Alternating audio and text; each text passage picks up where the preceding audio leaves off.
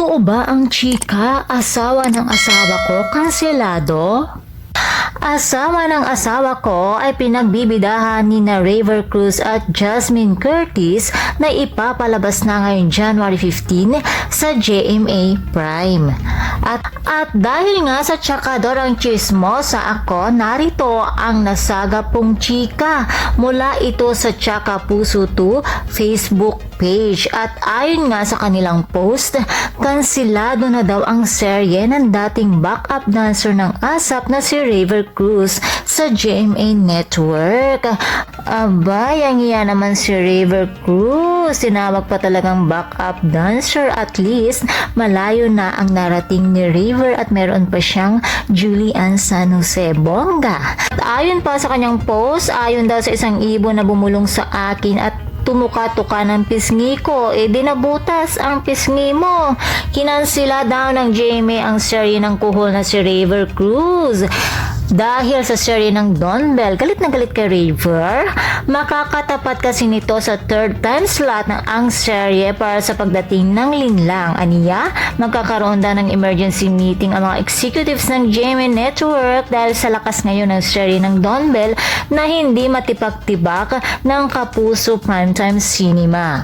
Dagdag pa nito sa rating games, patuloy daw na nakakakuha ng more or less 9% ratings ang Can't Buy Me Love ng Don Bell. Pinakamataas na nasabing time slot simula nag-shutdown ang ABS-CBN.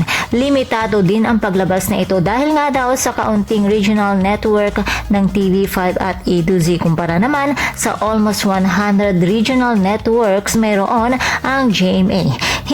Hindi din kasama sa ratings ang A to Z dahil sa PBA, pero kapansin-pansin na natatalo pa nito ang katapat na programa na minsan ay nakakakuha pa ng 6% ratings ayon sa Nielsen Philippines. Ito din ang kauna-unahang flop serye ng dating kapamilya actor na si Joem Bascon. Nagbabago pa kaya ang isip ng GMA Network at itatapat nila ang serye ng dating backup dancer sa Don Bell o maninindigan silang kansilahin ito para di magmukhang kawawa sa huli? Abangan. Para po sa kaalaman ng lahat, ang balitang ito ay wala pa pong konfirmasyon dahil wala pang announcement ang GMA tungkol dito, at hanggang wala pang announcement, wag po tayong maniwala, okay? At sa lahat po ng mga fans ni Raver Cruz at Jasmine Curtis, alam ko excited na kayo sa asawa ng asawa ko.